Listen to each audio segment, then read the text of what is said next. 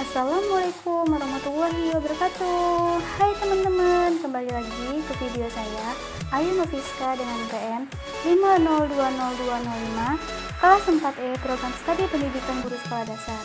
Baiklah, di sini saya akan menjelaskan materi tentang standar proses kurikulum 2013, kurikulum darurat, dan kurikulum paradigma baru. Yang pertama adalah standar proses kurikulum 2013. Pada standar proses kurikulum 2013, proses pembelajaran diawali dengan kegiatan mengamati oleh siswa dengan cara melihat, membaca, mendengar, dan menyimak tentang masalah yang berkaitan dengan materi pelajaran. Setelah siswa mengamati, siswa dapat bertanya tentang apa yang dilihat, dibaca, didengar, dan disimak secara lisan maupun tulisan. Langkah selanjutnya, kegiatan menganalisis dengan cara mengumpulkan informasi yang didapat oleh siswa dan menentukan keterkaitan antara informasi yang satu dengan yang lainnya. Kegiatan akhir yang dilakukan oleh siswa adalah mengkomunikasikan hasil pengamatan yang telah dibuat oleh siswa. Selanjutnya yaitu standar proses kurikulum darurat.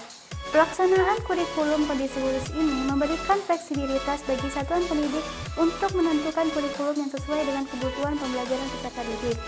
Pada proses pelaksanaan kondisi khusus ini dilakukan hal-hal sebagai berikut. Yang pertama, tetap mengacu pada kurikulum nasional. Yang kedua, menggunakan kurikulum darurat. Yang ketiga, melakukan penyederhanaan kurikulum secara mandiri. Pada kurikulum ini dilakukan penyederhanaan dari kurikulum nasional. Pada kurikulum tersebut dilakukan pengurangan kompetensi dasar untuk setiap mata pelajaran, sehingga guru dan siswa dapat berfokus pada kompetensi esensial dan kompetensi prasyarat untuk kelanjutan pembelajaran di tingkat selanjutnya. Selanjutnya yaitu adalah standar proses kurikulum paradigma baru. Pada dasarnya, kurikulum prototipe merupakan paradigma baru kurikulum di Indonesia yang selaras dengan program Merdeka Belajar. Di jenjang TK, penerapan kurikulum prototipe lebih berfokus pada aktivitas bermain siswa sebagai proses pembelajaran yang utama.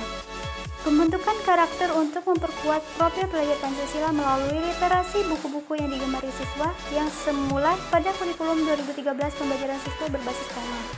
Lalu, untuk di jenjang SD, adanya penggabungan mata pelajaran IPA dan IPS menjadi IPAS atau Ilmu Pengetahuan Alam dan Sosial.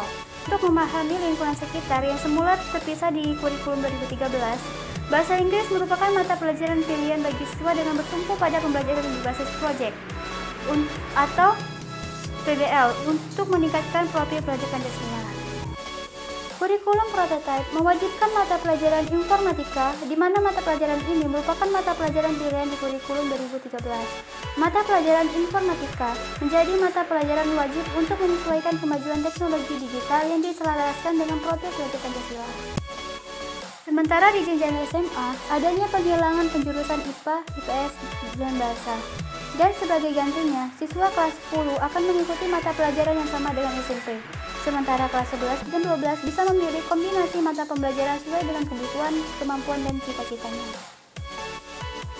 Selanjutnya yaitu adalah prinsip standar proses.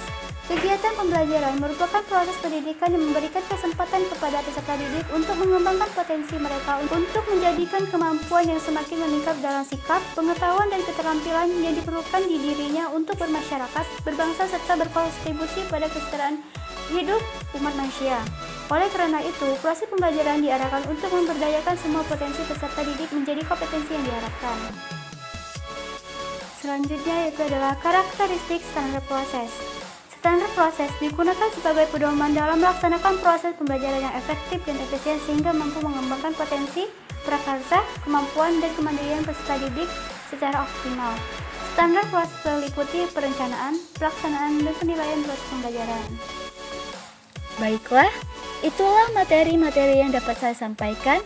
Semoga bermanfaat bagi teman-teman dan kepada Ibu Tri Juli Hajani Magister Pendidikan, saya ucapkan terima kasih.